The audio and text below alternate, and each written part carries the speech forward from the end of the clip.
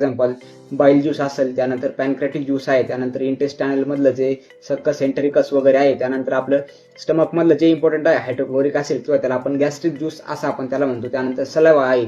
तर हे जे काही स्पेसिफिक बॉडीमधले किंवा जीआयटी ट्रॅक मधले जे फ्लुइड आहेत, तर या फ्लुइडचं कॉम्पोजिशन आणि फंक्शन कुठलं तरी एक फ्लुइड प्रत्येक एक्झाम मध्ये 101% तुम्हाला 5 मार्कासाठी विचारलं जातं.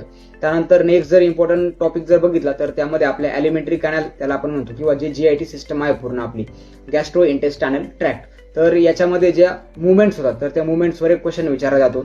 आणि आपला जे सलाइवा आहे तर सलाइवा सिक्रेशनचे जे फेजेस आहेत किंवा गॅस्ट्रिक सिक्रेशनचे ज्या फेजेस आहेत तर त्या फेजेस आपल्याला मेनली विचारल्या जातात. तर आपण ह्या सर्व टॉपिकचा स्टडी आपल्या डायजेस्टिव्ह सिस्टम अंडर करणार आहे.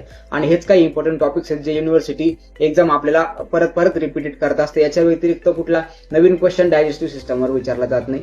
तर आय होप तुम्हाला सर्वांना जे इम्पॉर्टंट टॉपिक्स आहेत तर त्याच्याबद्दल एक थोडीशी आयडिया आली असेल. तर चला आपण स्टार्ट करू आपल्या डायजेस्टिव्ह